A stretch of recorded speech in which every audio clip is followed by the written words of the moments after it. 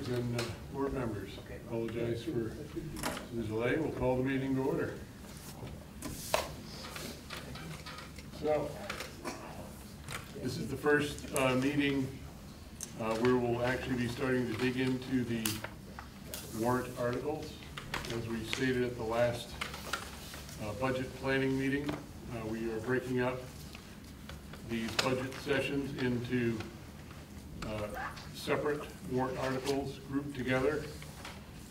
For folks that have the handout, you'll see items 1 through 7 that list the schedule of the review.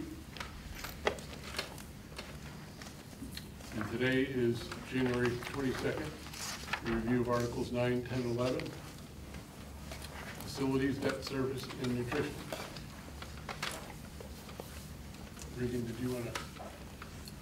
I'm just trying to project. Get That's the what projection. There it goes.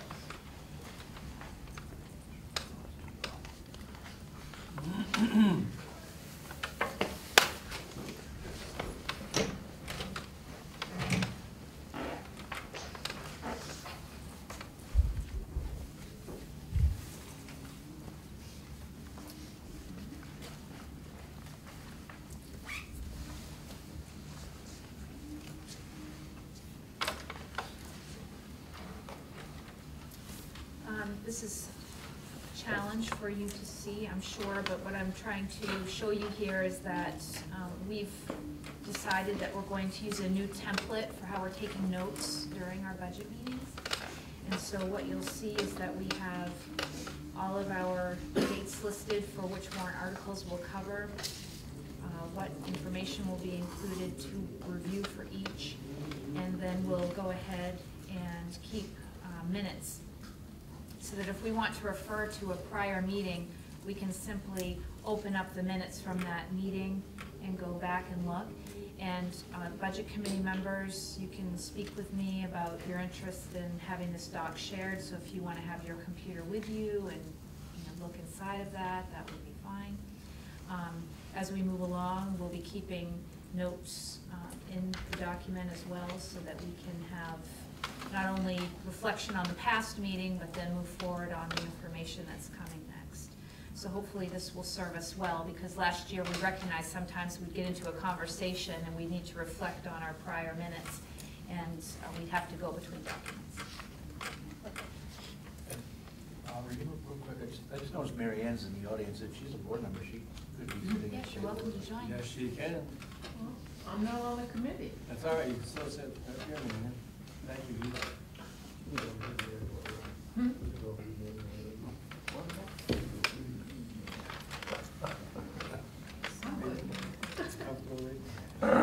So as was the case last year, the review in many cases is in a workshop fashion. We'll be looking at the expenditures from last year. We'll talk about any changes or variables, and we will then discuss setting this year's budget. In many cases, where the end of the year is not complete yet, this information is not for fiscal year expended. We won't know that for a little bit. So some of this will be projections based on major items. So what we're really after is the major differentiators and whether that will trend up or down. And we usually try to start with the big picture knowns, or in this case, the unknowns in some cases, with respect to school funding formula, etc. So today we're going to start off with a presentation about the knowns we have and what our process is. Rob has already reviewed the timeline, and there is a handout available today with all of our budget development dates, so please be sure you have that if you're interested. We're going to talk a bit about the background. Certainly coming into this year, the budget committee was committed that we wanted to continue what we had received from last year for feedback, that we were being increasingly able to meet people's needs to have information at a much closer level to budget categories. We decided this year to come out earlier and start our budget process, and we had a budget meeting back in November where we established that we would use the same process as we had last year by doing categorical budget meetings. and we intend to carry that through into June. Other background for you is that we know that the budget categories will have interests for different groups of people, so we want to be sure that you know that you are invited to return for any category that interests you, and to be sure that you feel a sense of advocacy when you come so that we can exchange information. But this is primarily a workshop process for the budget committee so that they can work on looking at the information, hearing from administration, and making sure we're getting our budget priorities in place. One piece of background that both Chairman Frank and I would like you to know is that we have a theme going into this early release of budget information and trying to workshop these articles early, and that is that we are talking of the truth of the day. What we're sharing with you is what we know right now. We have several ingredients to the funding formula pie that have not been released yet, so as of today, this is what we know. Next thing I'd like to do is move into a definition of the articles so that everybody with us today is aware of why we have the categories we do and how the state expects that we are monitoring our expenditures and revenue. I'll wait for those to go around a moment. Sure, that'd be great.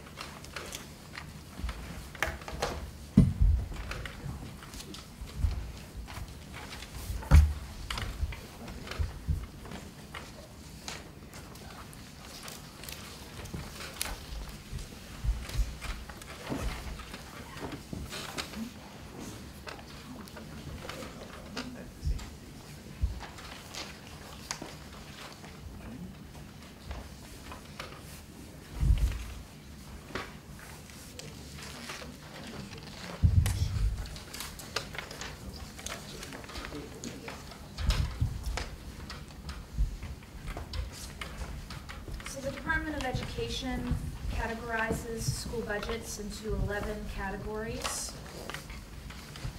How you have them listed here today on the sheet and what is listed on our projection screen shows the major category where we're expected to organize our expenses, and then the subcategories that are within each of those areas.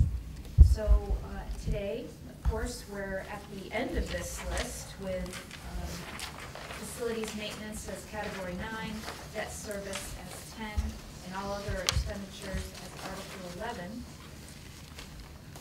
Our next meeting following this one will be for article 4, which is other instruction, that is athletics, co-curricular, and summer school. So most immediately you'll be having us discuss those aspects. But other categories, regular instruction is of course a major category in any school budget. That's where we have all of our regular instruction programming. Article 2 is special education programming. Article 3 is career and technical education. Funding flows directly to CTE programs now. It does not flow through the district. 4, other instruction. Article 5 is student and staff support. And I'd like to guide your viewing to the subcategories in Article 5.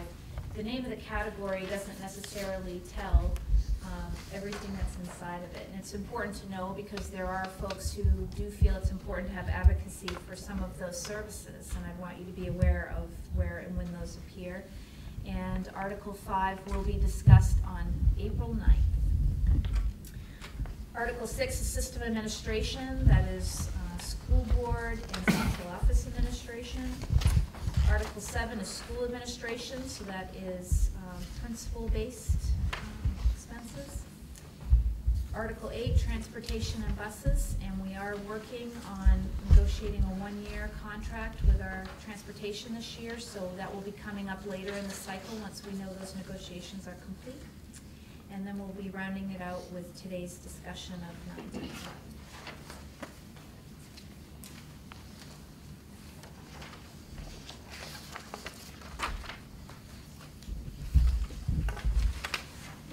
some background about the internal process that we're using in RSU 22 for budgeting. We have a strategic plan in RSU 22, and we ask that each district administrator, whether it be for programs or services or building-based principal administration, come and make a presentation to the superintendent based on feedback they have from their staff members, certainly based on evidence that they've found in implementing programs and monitoring achievement in their schools. And we ask that they not only bring us numbers that they are working on based on historical data and what they recognize they will need for expense, but we also ask them to turn in a program or position evaluation form if they're interested in asking for anything new. So this year the Budget Committee has asked that they be informed of what requests are coming in. So we will be turning that over to the Budget Committee once we have all of our meetings complete. We have met with every school principal, and we are rounding out meeting with our directors.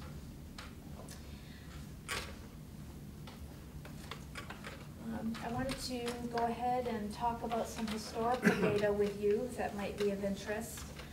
After last year's budget meeting, and we had the successful referendum, we did have positions that were added to the budget as schools started.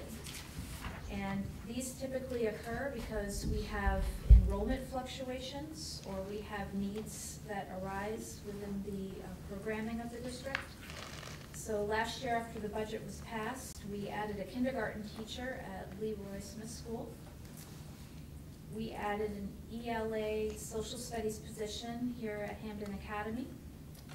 And we also have implemented 6 long-term substitutes across the district for various reasons. One thing I'd want you to know is that with ELA and social studies, we were able to insert this position, but we did have 2 ed tech positions that we did not fill, and so the budget impact was less than a full position on top of the budgeted ed tech positions. And our long-term substitutes, we did have, in 2 of those cases, information around maternity leave, so we were able to budget something around that. One thing I would say is that when it comes to long-term substitutes, it's often an unknown. We don't always know the duration that someone will choose to be out. It's a matter of us working with the employees one-on-one. Anything you'd like to add to that, Rick, or principals? No, not really. The only one I would exaggerate, unfortunately, we have one teacher that's going to be out the majority of this year due to a personal illness, but again, that's not uncommon.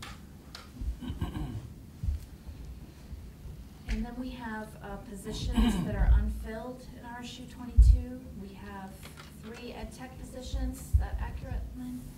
And we had a trainer position at Hampden Academy that is unfilled. However, we do have a contracted service provider who fills those service needs for us. So will that trainer, in the new budget, will we need to decide if we still want to leave that as an unfilled position, or if we want to stick with the contracted service? Is that something we're going to decide as we go into the budget process? Yes, more of the latter also. You stay with contractors.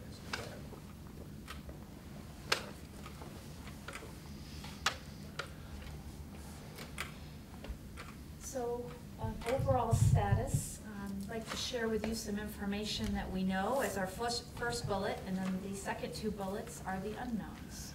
Excuse me.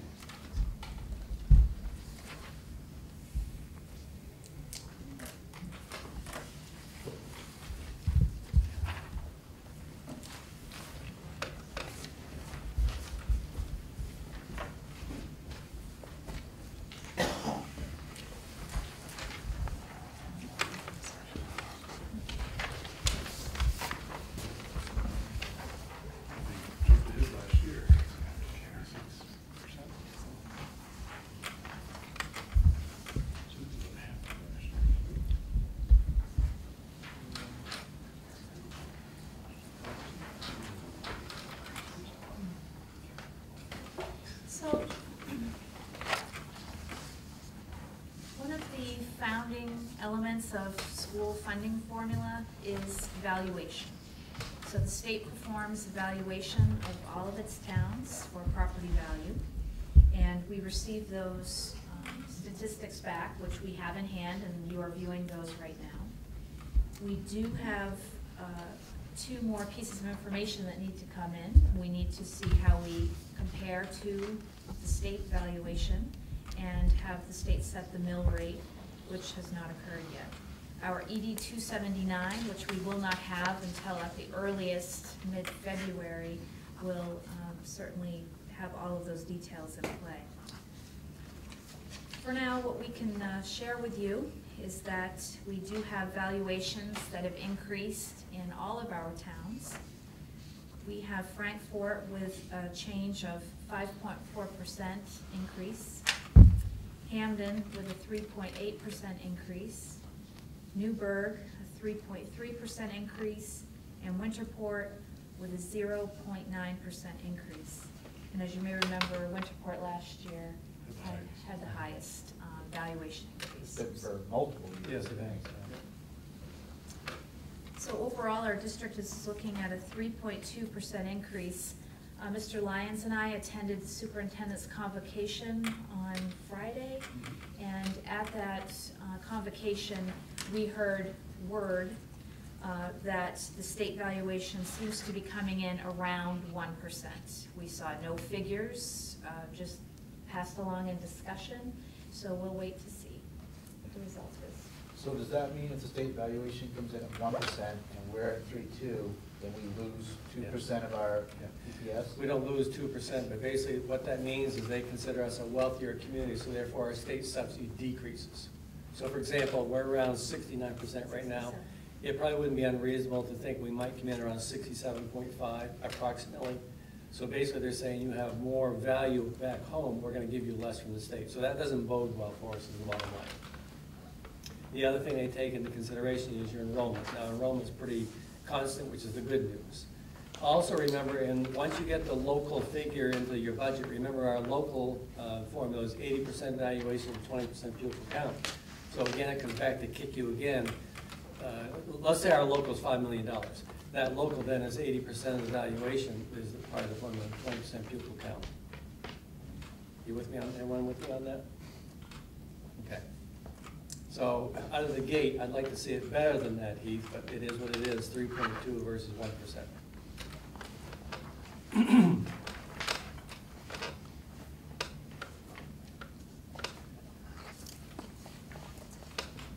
I would also, while I have the floor, I would also, going back on Heath's point, having been here a few years, the administrative team is always conscious at the very end of what the distribution will be by each town.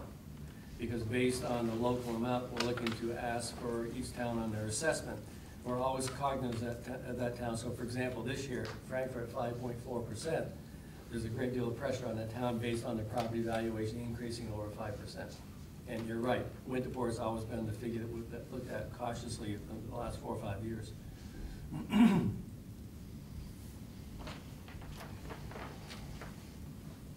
think last year we were around 2%, but I think Winterport had a over 5, 4.8 or 5. Yeah.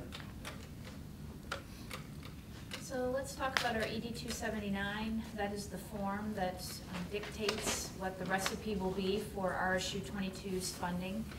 That is the form that dictates the targeted funding levels we'll receive for specialty categories of funding, such as special education, pre-K, gifted and talented. So we will need to wait, of course, to see what that yields. So we'll be letting you know as soon as possible. Our next meeting is February 12th. I would say it's possible we could have seen the 279 by then, but I don't know that it's probable. So Regan, the truth of the day theme, in my opinion, comes true here, because what we've talked about today can change in some cases somewhat drastically when ED 279 comes forward. Because the ED 279 is an itemization of our budget with respect to what the state contributes to us. Okay? And that's when we'll see the flow of the increase in property value, pupil count, and how much money the state's going to contribute to public education. So one thing that we do know is that we've been in contact with our health insurance provider. Our loss ratio that will be released soon has increased, meaning that our premiums have not exceeded our benefit payout. So we are definitely expecting an insurance increase. The level of that increase is unclear, and it is likely that we will not know until April what the true impact will be. So we will be putting in a placeholder for insurance increase. We've in the past done 10%, so that we're hopefully within a level where we would see it 10% or less.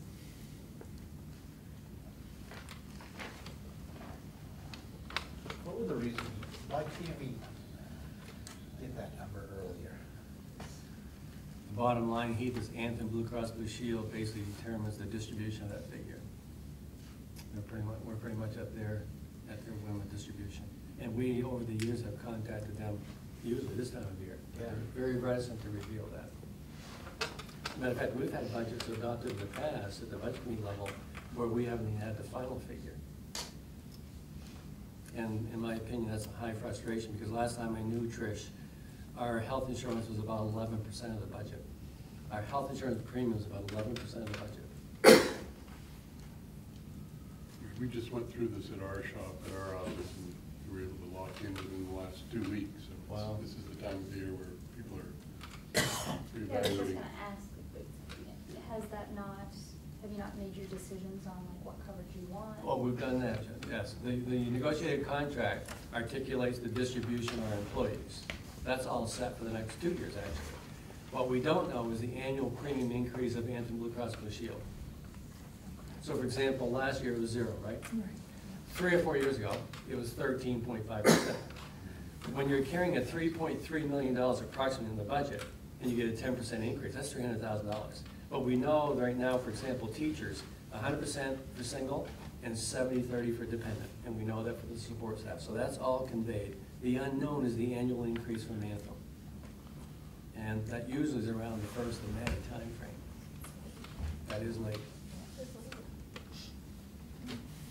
It's a dilemma. It's always been a Yes. Issue. Could I ask why the reported salary increase for the teachers that was reported in the newsletter is not a given? I mean, that came out in the RSU 22 link. I would think we'd know what that. We don't, yeah, we do know that. You mean the salary increase for teachers next Yeah. year? Yes, we do know So that. is that not a given then already? It is a given. The only thing that's not a given, we don't know of the 215 teachers, how many will return. So in other words, if Johnny Jones is a teacher now, let's just say at 55,000, he could leave and someone could come in at 35,000, whatever the case may be. We know what the salary schedule is for the next 2 years, but we don't know the people holding the positions. Okay, so that's why there's a variable there. That's It's not a correct. given. For example, But your insurance increase is still a variable too. Yes, it is. Based on what you Yes. said, so I Yes, would it think is. by extension, you do know a little bit about what the teacher's component is gonna be to the budget. we know the parameters in a generic way of the teachers, but we don't know in a personal way. So for example, last year we hired about 22 new teachers.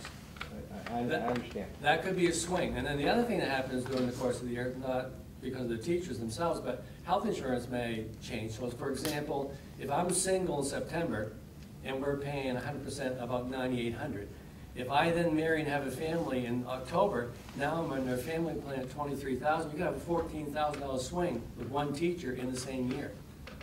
And that happens fairly often. And even last year, after the budget closed, we needed to hire a couple teachers that We we did. didn't know because We of It was teacher the ratios. added after budget. Yeah. So let me amplify that point. As your superintendent, I never direct the principals. John leaves at $50,000. Do not bring back a recommendation for me, someone higher than $50,000. The person can be back at $34,000 at the bottom of the scale or $65,000 at the top of the scale, because we work from the philosophy to hire the best person irrespective of the salary. So there's a lot of ebbs and flows to that. Okay, thank you. And we employ approximately 375 people. But I will also offer that March 5th Articles 1 and 2 will be the workshopped articles that day, so that will be the time that Yes. we're posting exactly what you're asking for. So these, do you have other, on a revenue standpoint, the other status change or trends that you're seeing? As far as trends go, I wouldn't say it's a trend, but a certain factor.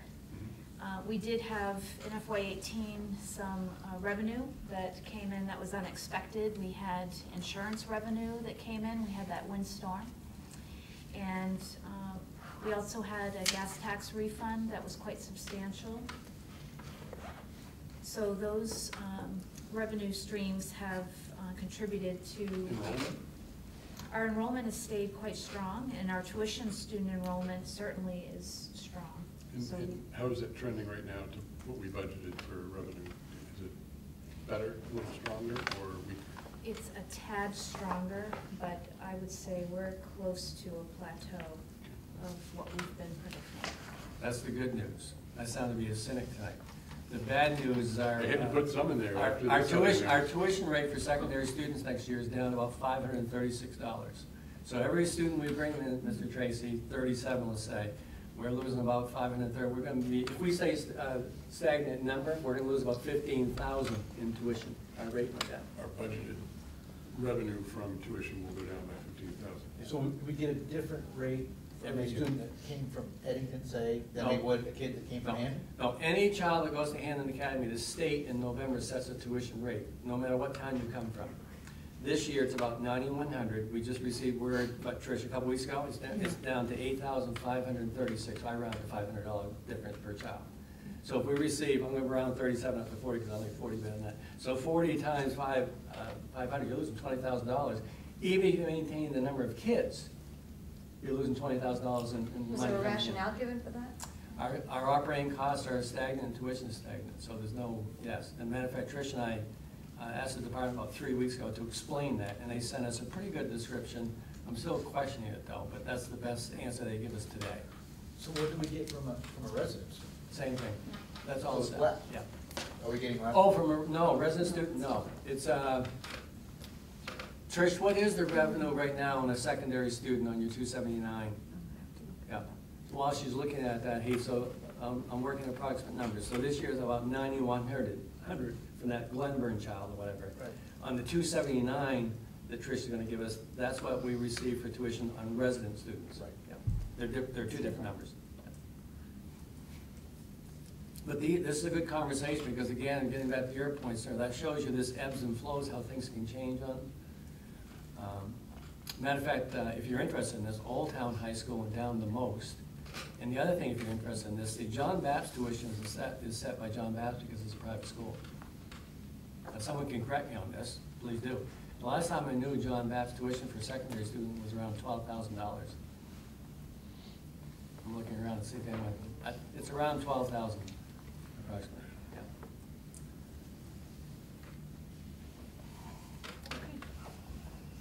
Trish, you'll come back with that number? Yeah. Yeah, thank you, that's okay. So first article.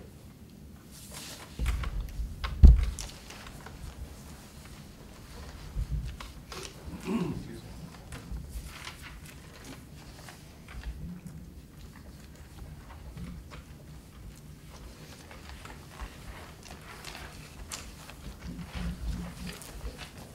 We've got multiples, so you want.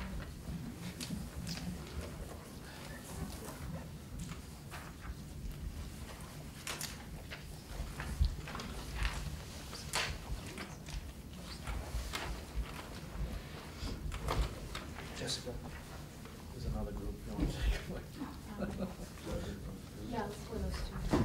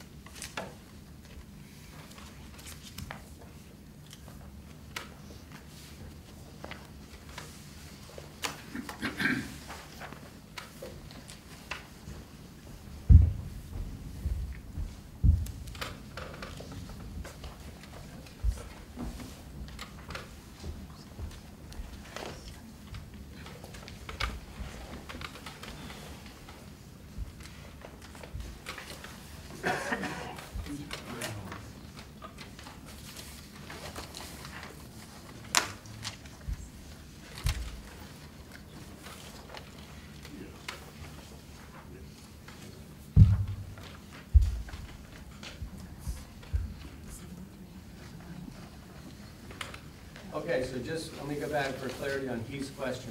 The state reimburses us $7,200 for a secondary student. $7,200. If you're a K through 8 system sending your child here, it's $9,100 this year. So that's what, $1,900 less that we get from the state for a resident student than someone coming in from a K through 8 school. And then, if you're interested in a pre-K through 2 student, that is 115% because they give you a greater reimbursement for elementary child than they do a secondary child.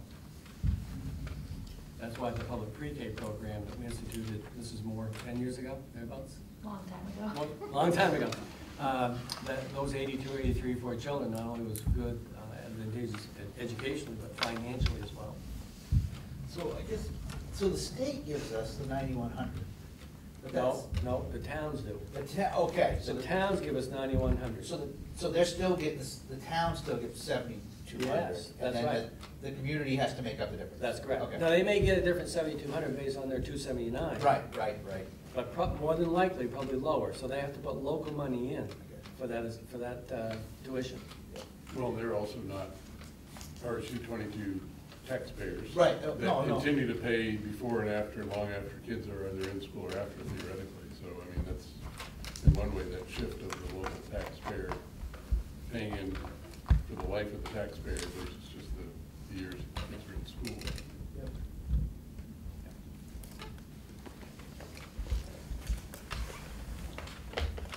That might be one of those reasons also, Rob, and check me out. That might be one of those reasons this board in the future talks about what I call an exclusive contract, the K through 8 town. I believe Warrington, for example, has like a 10-year contract with Brewer, so they lock that tuition in for 10 years, so then you know there's continuity. So we might want to look at a K through 8 system in conversation to construct an exclusive contract. Then you don't have that ebb and flow so much. The disadvantage being though that this number excludes any special needs, true or not? That's true, that's correct. So if we did that, we'd have to Yeah. take on everything. Yeah, now the disadvantage of that K through 8 system, they don't have school choice then. A lot of people move to a K through 8 system because they have the opportunity to have high school choice. So if you have an exclusive contract, you lose that. That's why some people are reluctant to do that. But you're right, Heath, that's right.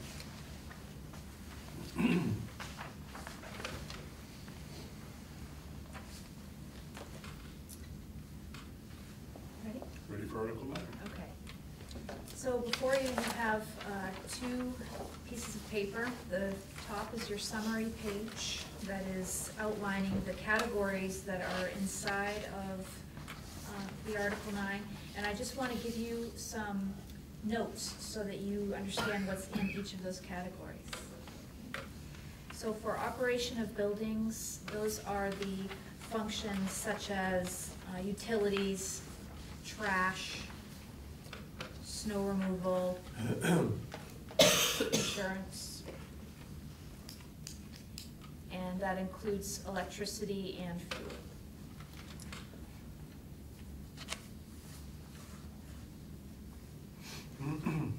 So if you look at your second piece of paper that gives you the inside detail on our expenses, you'll see that we are projecting an increase in our property insurance. This is based on our 3-year average and prediction coming out of insurance. We've seen indicators that with the substantial claims that have been happening, not just here in Maine, but across the nation, that we likely will be seeing a substantial increase in property insurance. But the budget does include for our 3-year average increase. Increase in fuel costs, as you know, we've transitioned just recently to use of propane at most of the schools, and RSU 22 is part of our energy efficient contract. We do have a locked-in price of $1.45 a gallon for propane. We are using a substantial amount of propane, and so we're going to be keeping our eye on that so we can decide when we should be making a decision. We have dual fuel capability, and so we'll be monitoring that. I do want you to know that our propane contract does call for a minimum gallon usage over 5 years, so we will be having to stay within the bounds of that and make sure that we're addressing it. Is that an either or, is it a switchable? In other words, how quickly can we switch from propane to number 2? We can switch quickly. We would just need to have a technician come and Switch right over. Mhm. David, any comment about that? It's a very easy process. And as Regan was saying, we're certainly watching consumptions, and she's kind of locked into, and she has to buy so much LP, but Yeah. when we get to that level, I would say we would swap it over. It's not a hard process, it's easy. Are oil tanks empty or full? Full. Full. So we have the ability, that was purchased this last year, or even the year prior to. We have been notified that we most likely will not be incurring an increase in sewer and water rates from the town of Hampden, or the water district will not be. That's good news. We have put in about 2% for an increase, and so we'll need to decide along the way if we want to leave that there for the 2020 year, or if we want to consider removing that. I also let you know that the trash removal company has let us know that we will be incurring a 3% increase for trash removal. We also have a 3-year snow removal contract with Wellman Paving, and we will be seeing an increase next year that is budgeted in.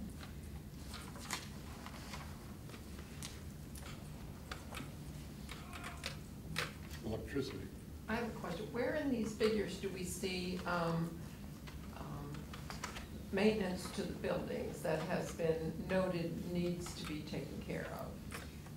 You're going to find those costs incurred in maintenance of buildings. In that subtotal? Third line. Yes. That's where we have our contracted services and our repair and maintenance services. So that 65,604 figure on the first page is, Correct. and how much of an increase is that? That is the increase amount? Yeah, just the total is percentage, the percentage. 900,000, so are we 6.5% roughly, a little bit less? How much? A little bit less than 6.5% on roughly $1 million. Let's get you the exact percentage. We'll do that for you.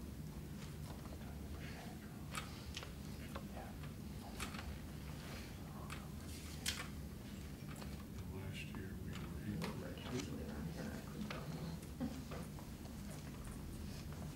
7.8%. Did you hear that? 7.8%. So is that going to be enough to meet some of the more immediate needs? So we also have what we call capital needs that aren't part of regular maintenance. And some of that money that was set aside last year for those capital projects, we had a priority list, Alan, that broke those out. I don't know if we tackled a lot of those, so those are carryover, if you will. So the need to, again, last year we identified those projects, not all of them happened. And if the money wasn't spent, we don't need to, we basically need to get those projects on target. We have two mechanisms that I think are helpful to us in this. One is that we have been paying for some of the school nutrition equipment fixes out of this category. And our school nutrition program right now is running quite well, fiscally sound for sure.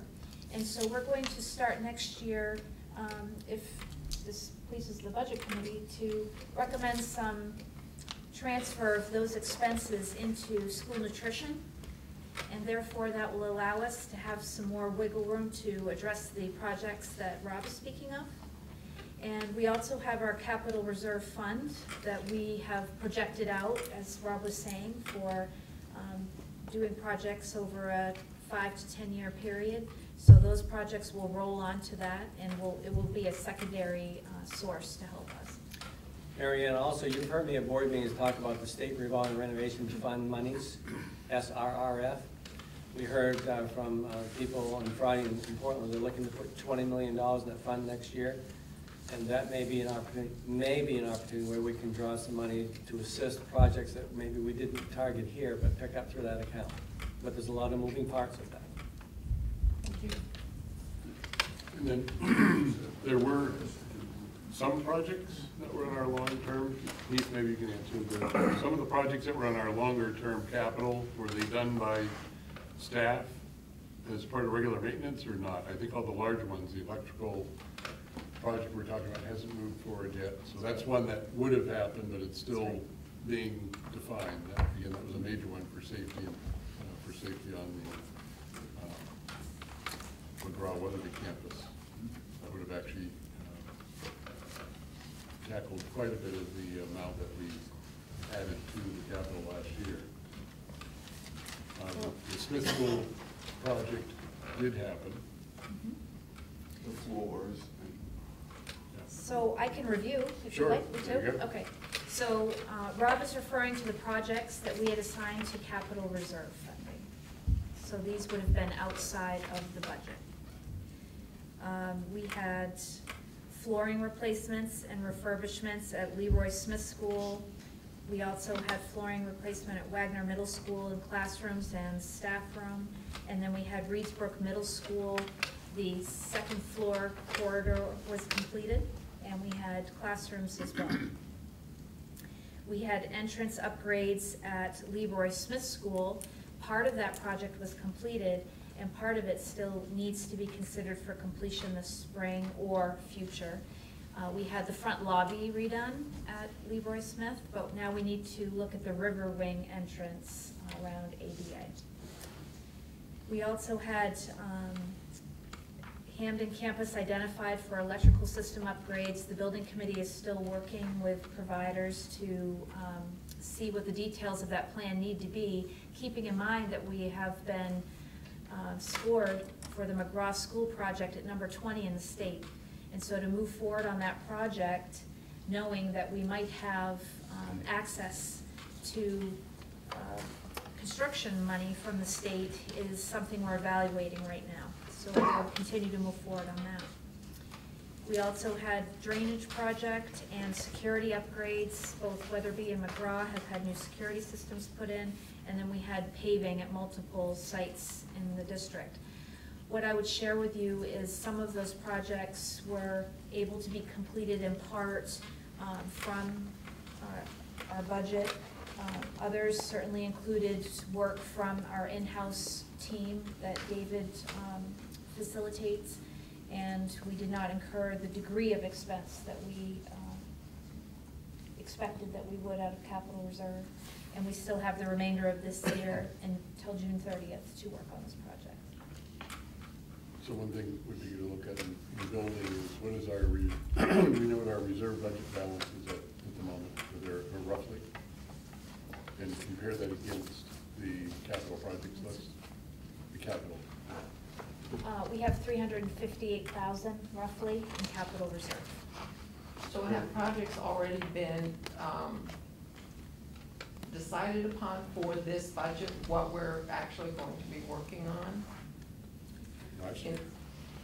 We have a list of projects we have been discussing at the building committee and that they are recommending that we work on.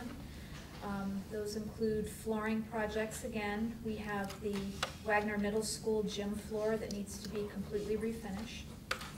We have the cafeteria at Wagner Middle School needs a replacement flooring. We have multiple classrooms that need to be finished at Reedsbrook so that project can be complete. We also have classrooms at Smith School. Weatherby and McGraw we're not addressing through that avenue because we have the scorable project, so we don't want to replace flooring right now until we know where that project is headed, and it's serving well there. We have paving projects that we need to address, including McGraw School. The roofing situation in our district is probably one of the most comprehensive project plans that the building committee is reviewing. We have multiple roofs that are more than 20 years old.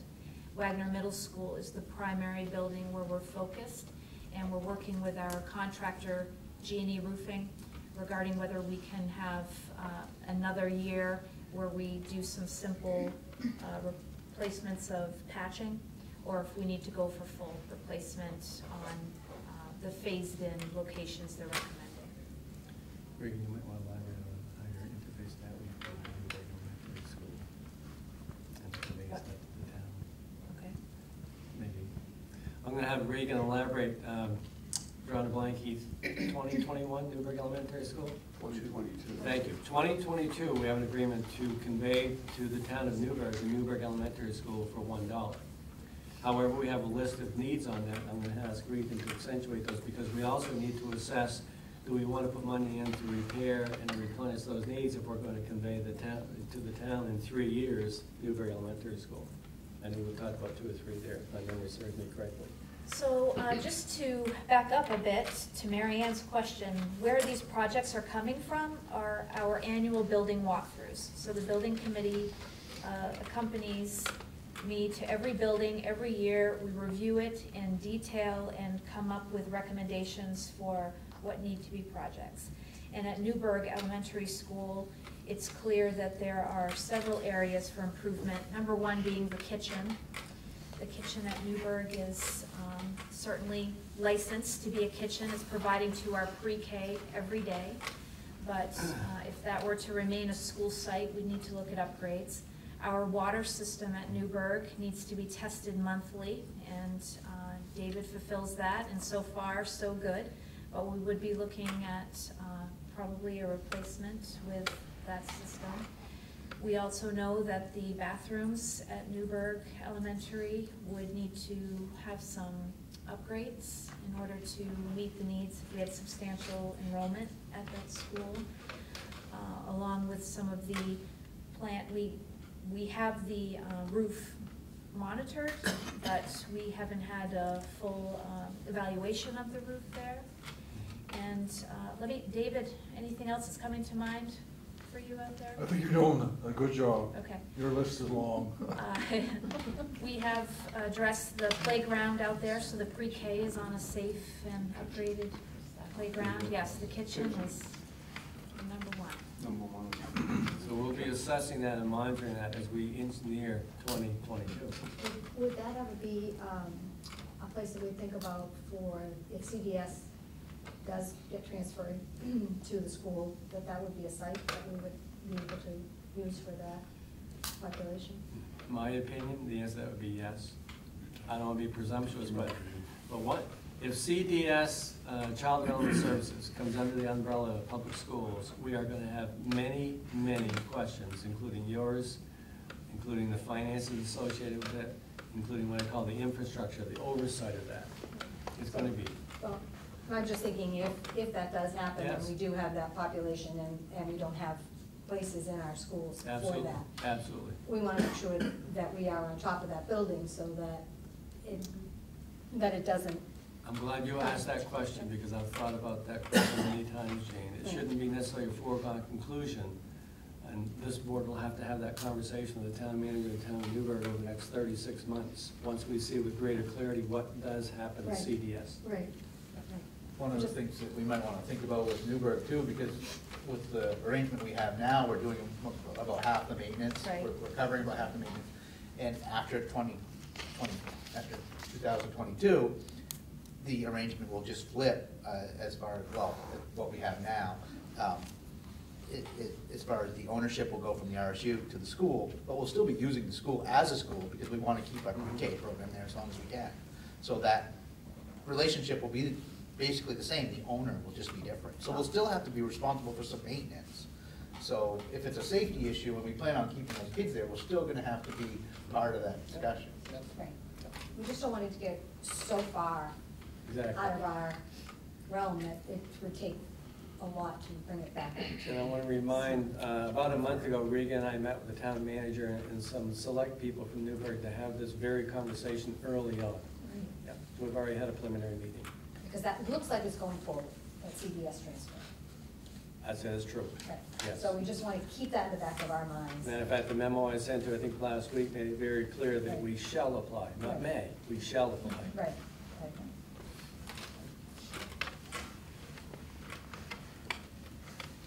Did that answer your question, Mary Ann? Thank you.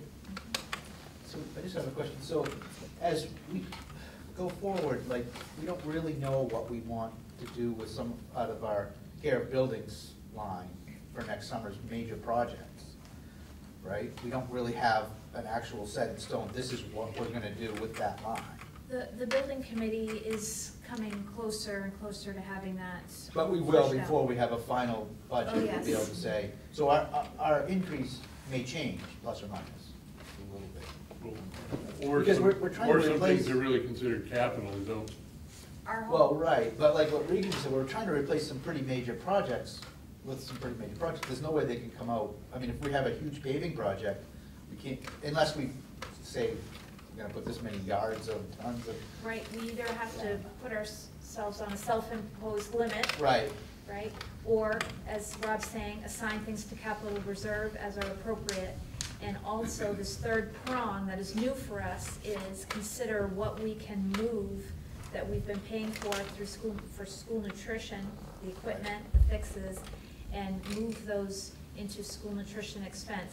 Just remember, school nutrition ebbs and flows. Right. So for it to be a predictable fund is very challenging. But I do think there are opportunities for us to think about how we can start moving some expenses and then still hit our target. So that'll be one that we might want to bounce back to finance committee to look at the capital, CapEx, whether that's where it belongs, so it can be looked at that way, or if there's a certain threshold, maybe it's equipment that exceeds $3,000 for purchase. I mean, some of the equipment we saw in our walkthrough is original, and it has to be close to end of life. So the question is it a capital expense, or is it run through sort of a replacement routine? And, some of these have a pretty good life to them, so if you amortize it over X years within the food service program, I mean, they're gonna benefit from that new equipment for the next, theoretically, 15, 17 years on useful life. Any other And questions? also make sure that it fits within our definitions of what is allowed in each bucket. And what are some of the other schools doing in that regard as well? It'll be interesting to compare what they've done to be innovative in that area.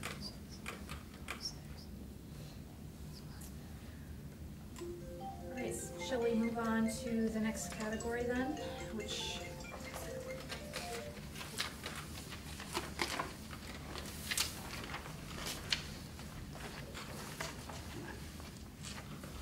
care of buildings? Care of buildings. We'll just feather through each of these in Article 9. I want to do them thoroughly enough that you can understand what's in each one. Care of buildings, you're really looking at the custodial expense for each of the buildings. It's your salaries, your benefits for custodians. We do contract services from 3 Point Cleaning in a couple of instances in our custodial team, so those services are part of that. And our custodial supplies, and any equipment that's literally used in a building to care for it. So if you had an auto scrubber, for instance, or some type of burnisher that you're using on the floor, those would be considered expenses in that category. So if you look at our second sheet, that gives you the breakdown of some of the highlighted expenses. We have You want to put a, that one up on the screen? sure, yeah.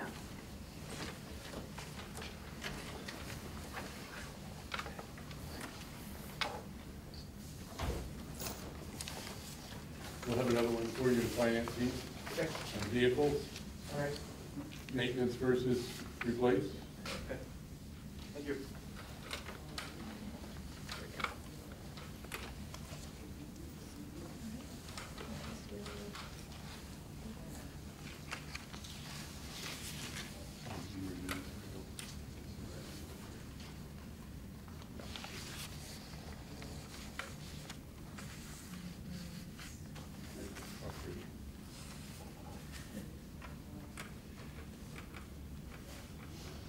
What we have in this situation is that we will have an increase in salaries for our custodial team. We do have a negotiated contract with our support team, and custodians are certainly a group in that contract.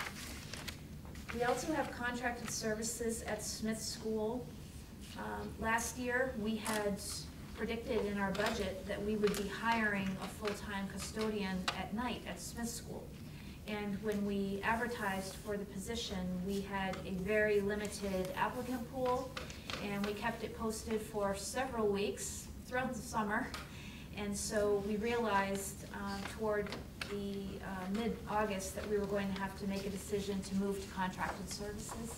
So that has worked well for us, and we're going to continue that now because we're not seeing substantial applicants for custodial positions in RSU 22. And this is a very dependable and economical option for us. 3 Point has a very good partnership with us to provide quality custodians at our buildings. Custodial supplies, we are anticipating an increase. We certainly have been speaking with our regional service center. As you may recall, we are part of a regionalization effort called Spruce, and we've moved out this year to look at potentially buying custodial supplies in bulk. And we've just recently had the start of an inventory completed by our provider to see to what degree our buildings are using the same supplies and how we can make that more of a district effort and potentially save money. Plus, we're hoping that the supplies will benefit if we have the bulk purchasing, but we still know that there is a projected increase of custodial supplies across the board.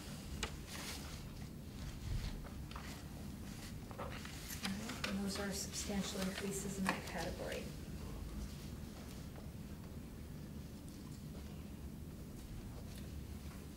On electrical use, that was when we kind of went over. Okay.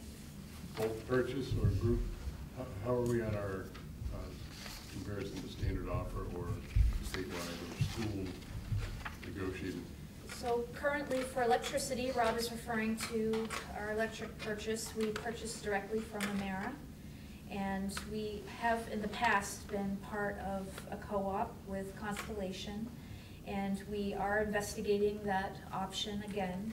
At this time, evidence is pointing toward the fact that Amera's rates are probably competitive and very predictable for the coming budget year. We also want to make sure, though, that we're investigating all the options that we would have around that.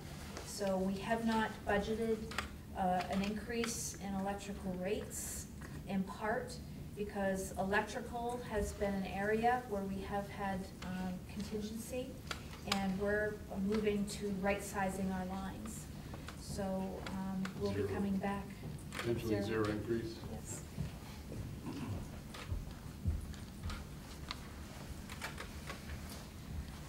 All right. To look further on this list of detailed either decreases or increases, we are expecting a reduction in benefits for maintenance, along with an increase in capital equipment. We do have a need for us to look at our trail maintenance. We have the Reedsbrook Trails. It's been a great partnership in getting those trails established, but we do have to maintain them, especially for cross-country. And we also know we have heavy community use on the trails and want to be a responsible partner. So we are considering equipment purchase to help with the care and maintenance of those areas in the form of a gator-type vehicle that we can utilize. We do have 2 gators in district right now. One of them is aging rapidly, and we also allow use of that by our maintenance crews who come in for contracted athletic field maintenance. So it's probably time to be looking for that. And we're also hoping for a partnership with the Reedsbrook Trails Association. Contracted services and maintenance, we are facing an increase simply because we have increase in contract expectations from our providers. We have a number of contracts for security, maintenance of our roofs, looking at contracts for, it's escaping me. Oh, integrated pest management, Orkin. Energy monitoring? Honeywell has maintenance of our energy systems, and that contract is increasing by about 2%.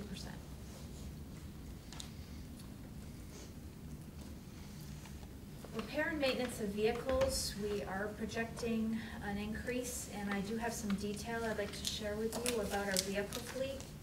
And we thank David for preparing this for us. He manages our van fleet.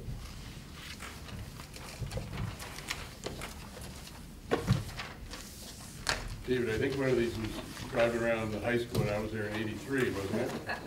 We're still using it. Still using it. Got a few more miles on it. Some of these are getting up there.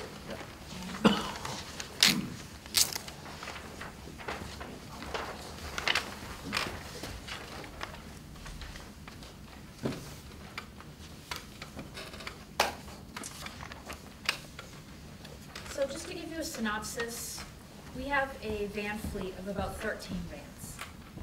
And 10 of those vans transport students on a daily basis. Then we have 3 that are used in-house, either to move cargo, to have David getting around to every building every day, doing what we need to do. And then we have 1 that we assign to our maintenance person so that he can facilitate moving equipment, whatever he needs to do. As you can see, the years on these vans is aged, and RSU 22 has had an approach for the last many years to buy used vans and to look for the best quality we can, but make sure we're getting them at a substantially reduced rate. For instance, last year we did buy a van and we paid $5,000 for it from a neighboring school district.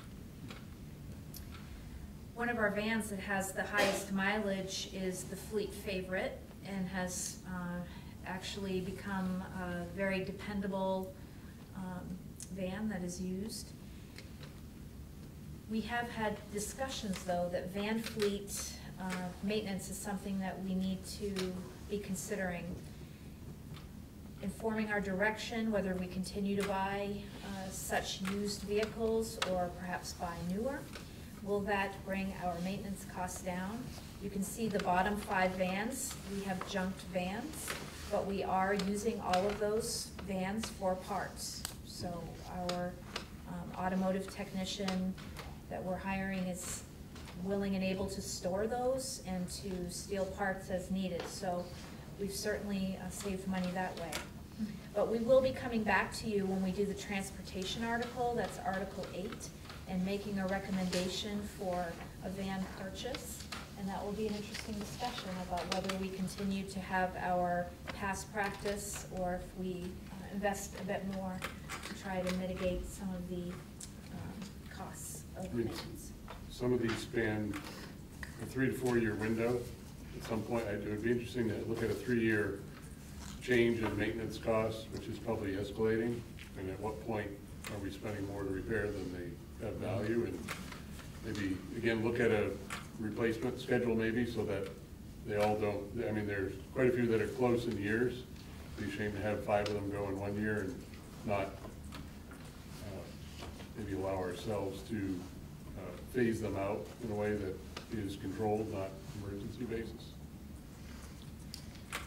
Particularly from a liability standpoint, especially on the 10 that are transporting students, really, that flies in line with our safety and security, strategic sort of guidance that we want to make sure these are appropriate. And again, I'm not assuming they're anything but safe and appropriate, but. I would think they are all safe. I don't think, I know. You know, yeah. We're Absolutely. very careful about that. Yeah. What I try to do, I try to drive a different van every week so that I know if something's wrong with the van or something that, we have several drivers on any given van, and sometimes they don't really report something's wrong.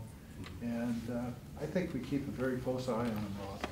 And I would put my kid in one, I would worry about it. Thank you. I mean, this is good stewardship from a fiduciary standpoint. Yeah, thank you. So let me speak about an investigation we've started. You see that several of the vans are labeled Sear. So Sear Bus Lines is transporting our students in our own vans, and they are hiring the drivers to drive those. I have talked with Sear just as recently as last week about what the economics are of them providing the vans instead of us. And by far, it is better for us financially to be managing our own van fleet.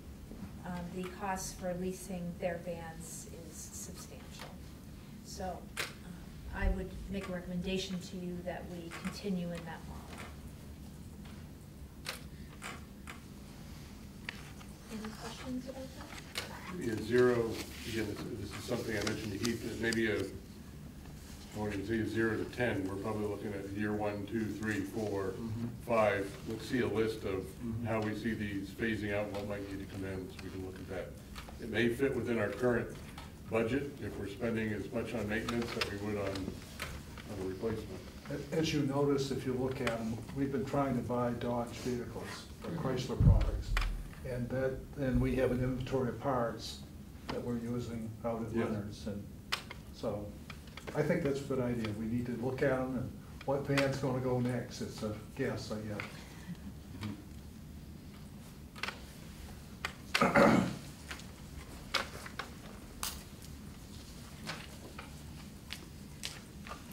Okay, we do see a reduction on this list because the interest is reduced on our repair bonds, and that is a repair bond for the McGraw and Weatherby projects that we've had over time for windows replacement, windowsills, and so forth. And then capital outlay, we are recommending that we have an increase there because we are facing a few projects. One of which is our electrical grid improvements in Hampden. The electrical grid on the Hampden campus, which I'm speaking of Weatherby, McGraw, the bus garage area, those were put in the late 1960s, if not 70s. And we have received evaluations that are preliminary, telling us that it is just a matter of time before we have to do some substantial, very expensive replacements. We also want to time this with the McGraw-Weatherby project in the future, if that's going to come along. So what we're asking for increase is the capital outlay, the planning stages to be ready to implement that project. And we know that there are a couple of aspects that need to be done immediately. And if you were to drive behind McGraw School, there's a rather short telephone pole that has a transformer on it. And if that were to be struck by a plow or somebody parking there, it could mean a complete outage for the McGraw and Weatherby campus for a substantial amount of time. We also know that the configuration in Weatherby is quite old. That building was built in 1954, and the electrical intricacies inside are well beyond what we would have the finances to replace in one fell swoop. So this is an electrical system, again, sharing what we discussed in building committee. It's owned by the district. We basically own the infrastructure. Well, it may be, quote, grandfathered in a sense, in reconnecting or replacing it, as those of us saw around the building walkthrough that went through that as we went through the basement of McGraw.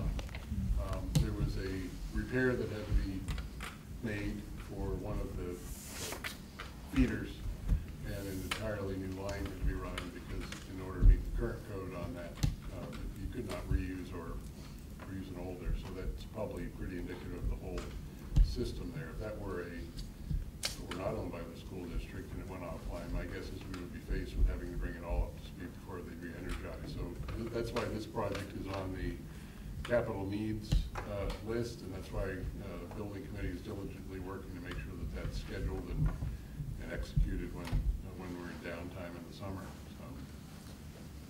There was one building that needed well, it's got a switch with it, or it's of questionable. Right, And that one repair was, the estimate was what, $170,000? So, some of it was quite expensive. And again, at this point in time, we'll be looking for a recommendation from the building committee with a balance of at least $368 in capital. That's close to $200,000 more than I think it was last year at this time, or maybe it was 2 years ago at this time. 2 years. So we put funds in there, they weren't depleted. It seems like there's enough to cover the current project.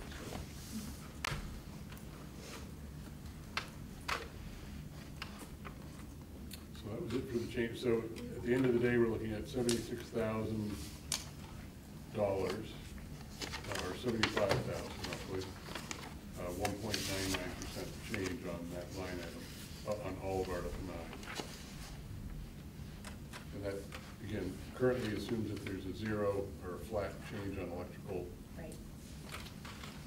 Regan, just a question. If we had to increase our desires for architect and engineering from McGraw Weatherby, that's in this article, is that correct? Yes, Article it 9. is. So Rob, maybe just to state the obvious, and maybe the next year or two, this committee's gonna have to look at maybe increasing that fairly significantly if we wanna move up from number 20 on the list. Probably in the next 12 to 15 months, they're gonna be accepting applications the next round. We might wanna reapply, in my opinion. And we might wanna have an architect, engineer, service assist us to enhance our chances of moving from 20 up into, let's say, the top 10. But that's down the road. But we might wanna talk about that throughout the course of this year and position ourselves for the FY21 budget. The total of increase is different, about $2,000. Yeah, because I didn't list anything that was less than $5,000, so there's some fluctuations in Okay. lines that might be $900 less or $1,400 more or whatever. But- Someone So it's someone- actually 76 now. It's 74,809. Yep. But there are small items that might have been a decrease, or some that were more, that made up the 2,011. These capture 99% of all the major change, So is it the 74 or is it the 76? 74. 74,809. We'll look at that. I I know guess why you're I guess I'm not asking. understanding, like, are we accounting for 76 and change, or are we accounting for 74? It's 74, but anything, I had to choose a cutoff, and I chose $5,000, so anything that fluctuated more than $5,000 or more, I put on this list. So there might be little items where Went something down. increased by $900, but I didn't list it Okay. here. It's the decreases that you're The not seeing. decreases that we Right. aren't seeing. Yeah, That's it's the small that's piece decreases. I'm The saying. little I'm guys. not- Okay, all right, so this is the wrong number,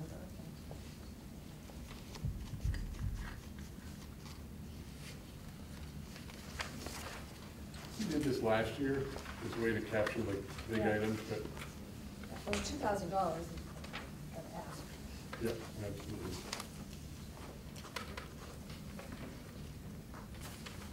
Any questions of folks that are here as guests on Article 9?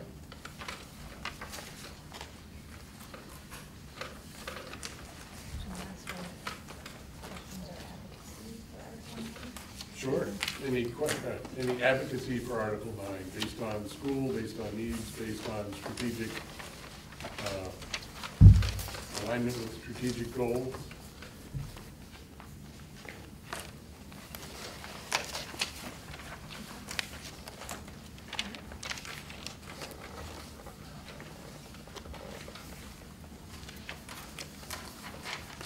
So we'll move on to Article 10.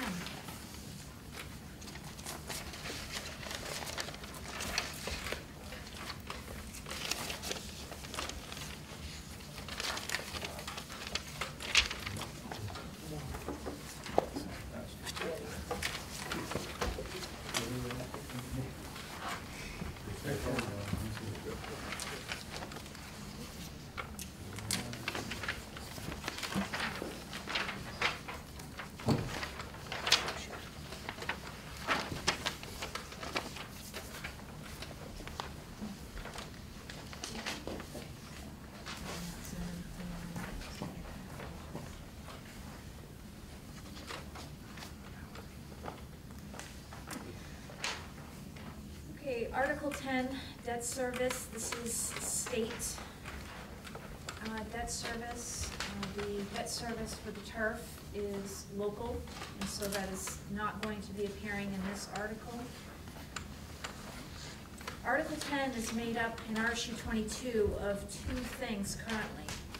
It includes new Hampden Academy debt service, and it includes Frankfort debt service that flows through RSU 22.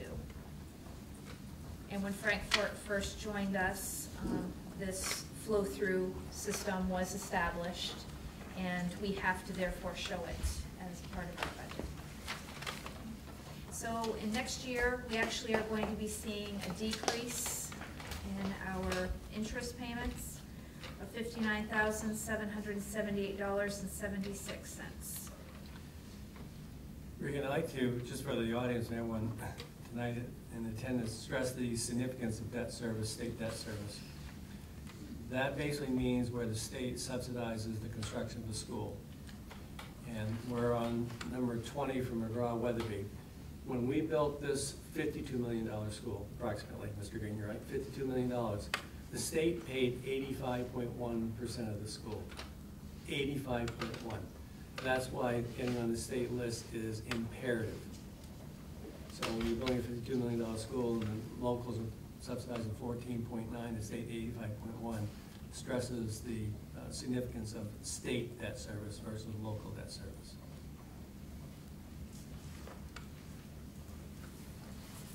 Any other comments you want to make with this? The only thing I would point out is that we have the So, Article 10, the specific figures come from your ED 279, which we do not have. So these are certainly projected figures we believe will be close to accurate, but until we have that form from the state, we will not know the exact figures. So if we do incur a change, we will be bringing this back for you to review. So that's a general theme, just so folks know. I know there was a request for information in advance of the meeting. We can talk about that. I guess my concern is that every week that passes, because we're looking at expenditure based, the numbers are different, and going into one of these meetings, we want to have the most accurate information. In fact, the information we're looking at today will absolutely be different by April. That's specifically why, to help maybe wayfind where we're at. We've kept the warrant articles, they'll always be in the same order on the meeting minutes. So moving forward, Article 9 will always be number 9. And to know exactly where that item is, you'll simply need to look at that item. And anytime we have a change or an adjustment, we'll actually, under old business at the start of the meeting, this is the first meeting where we've talked about it, so we don't have any old business really.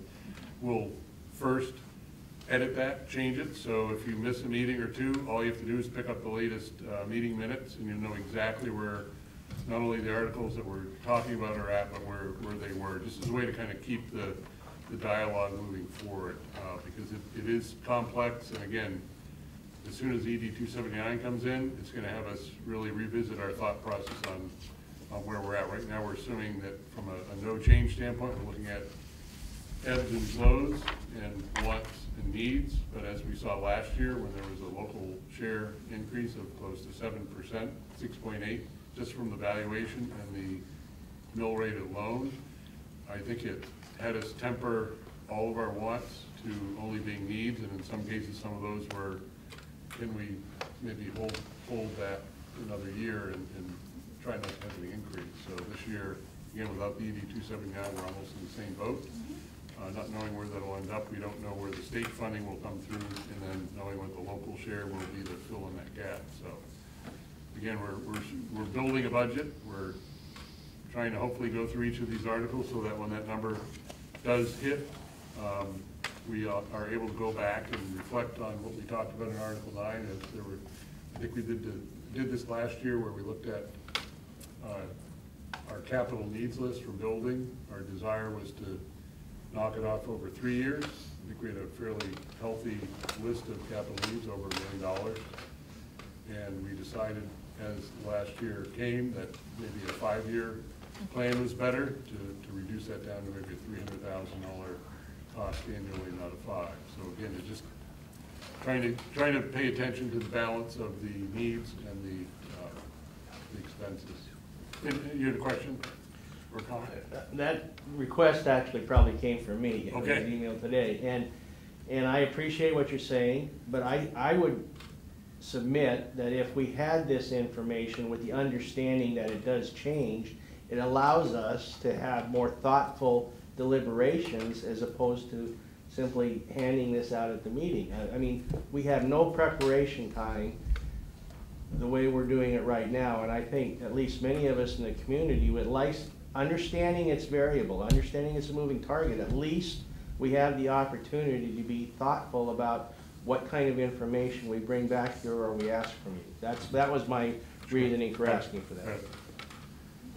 We'd have to, actually on that topic, we would have to shift our budget prep meeting, because certainly the budget committee, prior to that being publicly sent out, we'd like to lay our own eyes on it, coordinate with finance. As do we on council. Get the You're absolutely right. latest printout.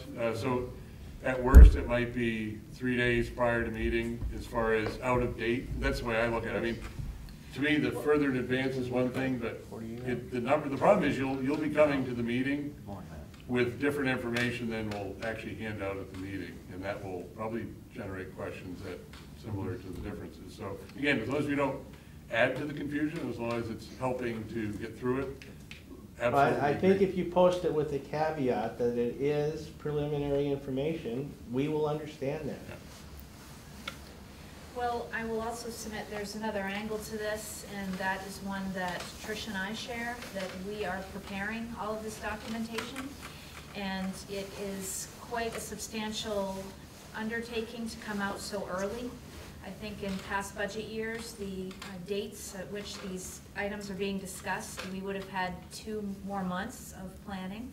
So we've tried to step out to do that. I guess I would also want to say that I want us to have adequate time to come to a meeting and be sure we're giving accurate information that's comprehensive. And I've expressed to Rob that I want us to be conservative about the time that we need to prepare, because last year we were coming out week after week with budget meetings, as you might remember. This year we've backed it up to come out earlier, but also to give us up to 3 weeks in between, because it takes so long to be thorough in what you're preparing. So I respect what you're asking for. I just want you to know the other side behind what we're trying to prepare for everyone here at the Budget Committee. Thank you. You're welcome. Should we go on to 11? Okay. So we don't have a handout for 11, but we do have a projection for you. We are asking to remain at 0 for Article 11. As I indicated to you, Article 11 is where child nutrition sits in the budget, and our child nutrition program is fiscally sound.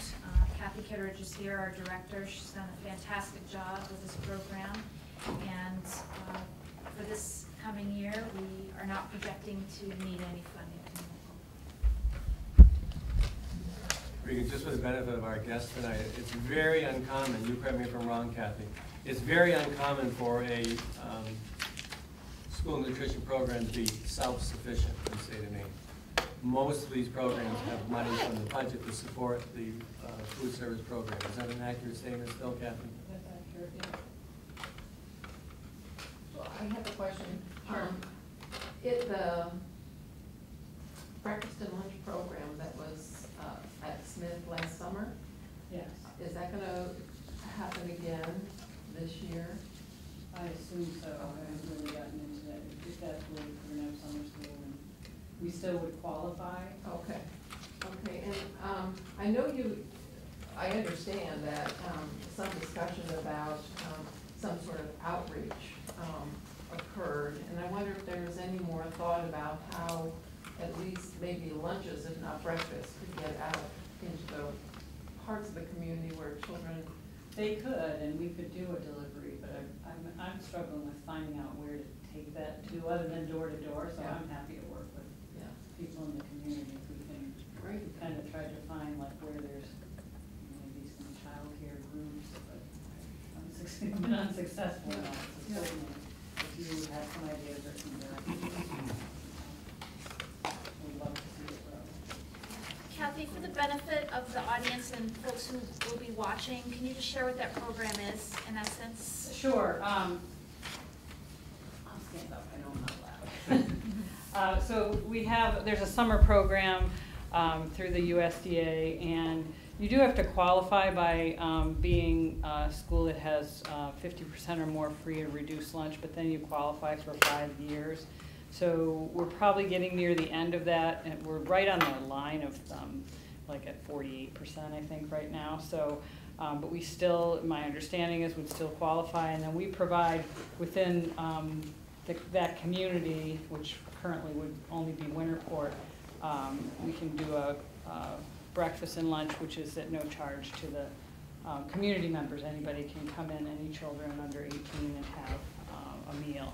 And we've connected it with the summer school program because we know we have that audience. And we're having trouble in that particular community because it's kind of vastly spread out, finding where there's groups of children throughout the summer that we could help service. So that's something we certainly am open to. And we are able to do deliveries if we have a big need. And there's a good need in that community. It's just trying to, and if they have to be within that community where I serve the food. So say if there's a child care program in Hampden that might service those children, it has to be in Winterport. So is it funded entirely by USDA, or is it? Pretty much, yeah. Like It doesn't really grant? cost us very little, and I think it's pretty much been covered. They cover the we only have really one person. We aren't feeding very many, maybe 20 a day. Depending on, we get all the summer school kids, and then we get maybe 20 community members, which is not very many for the number of children in that school and the number that could use those meals. So, yeah, it's a good program. It does very helpful. Thank you. So on that item, which is 0, we talked about maybe looking at equipment needs in the programs, whether or not they can live in Article 11, whether there can be some direct oversight or input from the program on the needs at each school from a sort of a capital look, and that probably has to bounce back into building committee a little bit to evaluate, and then finance to make sure that that's where it can live. And other than that, we would support getting feedback on doing something like that. So those expenses wouldn't live in Article 11. If we move out the equipment, they would be funded through her enterprise fund, the school nutrition, directly. Got it. Okay, so any questions about Article 11? Zero's good. Zero's good. Can't do that. All right. It's not bad to have it at 0. That's, I think, the common thought when we first saw this at 0 is, what do you mean we're not spending money on nutrition? Well, that's not what that means. So, in closing this meeting tonight, we are looking forward to February 12th. That is, again, a Tuesday at 4 o'clock right here, and we'll be looking at Article 4 only. That will be athletics and co-curricular. And our minutes will include the discussion from tonight. Yes. As old business. Yes. We will first tackle any new updates between now and the next meeting before we move on to this, Article 4. Correct. So as our committees meet, for instance, Building Committee will be having a meeting every month, and so there may be recommendations that shape exactly how those projects will be completed and prioritized, and we can assign the literal values to each project so you can see how that money that's being recommended would be feathered out, and if we need to make an adjustment or not. So where do fields, maintenance of fields, and where does that, what? That's a great question. Warrant article does that fall under? So, Article 9, so watering, his water is part of Article 9, and so we have put in money for Wagner's Field, for instance, to be watered from a new hydrant that's going in. So it didn't show on your sheet because it was less than $5,000, but we have put in $1,000 for that. We also have contracted services in Article 9, and that's where our athletic field and campus care contract resides. So who assesses whether fields need to be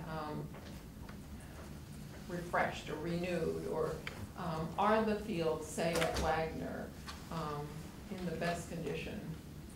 Best, no. We know that the reseeding effort in the middle of the drought had a tough situation without the turf and the material there. So we have a combination of things. We have our turf management agreement, which certainly has expertise both in pest management, Right. their access to agronomists, turf health. We also have our athletic directors who monitor prior to every use, and then we have our walkthroughs. Right, and so In the addition to Wagner, principals. the Wagner Field has been on everybody's lips. So we had that, what we call put to bed for the winter, but we had a reseeding done on that and the watering that occurred before, right? So the recommendation was to go ahead with that methodology right now and see how it comes out in the spring, and that there's a lot of confidence that it will bring back that field to a surface that is certainly acceptable and completely safe. But we'll evaluate that. And if I could just add, it came back pretty strong. I I mean, have to say, we attended a late fall event there, and I'm Yeah. shocked at how far it had come along, Yes. given what it looked like only a month or so earlier. Yes, so I think with continued water and continued treatment, it should improve. So the surface itself is not lumpy or bumpy, or it's a good surface for a playing field? But it needs the turf in order to keep it. Yeah, yeah. Correct? Okay, thank Yeah. you. In the water system project, which Hasn't happened yet. hasn't happened yet, is anticipated to provide a new feed, or when it happens, Yes. and that will be going back to vote, is that correct? I don't know what the Or did- town's going for. I thought they already. Or did the selectmen just pass? I don't know what the situation is. Do you know, Aaron, did that pass? Did they? I'm sorry. The water tank repair replacement Oh, yeah, project? yes. It did pass. It had a The second referendum. That's the Yeah. water district is working on that. So that actually incorporated in its design basically a water connection for us to have access to water specifically for the fields. They were going to add a separate fire hydrant to which we could attach a meter to one of the outlets to water the fields. In the equipment for that watering, we talked about that in, So that is one of the equipment purchases we have under maintenance. It is a self-propelled water cannon that would go back and forth along the fields so that we can keep that watered and maintain it day after day. But we're also going to be evaluating, through the building committee, a quote for an irrigation system, just to see what the costs would be in comparison to the self-propelled cannon. We're not sure what that will come back with, but we're investigating all avenues. Welcome. any other questions? Good. Thank you. We'll see you on the 12th. Thank you, Bob.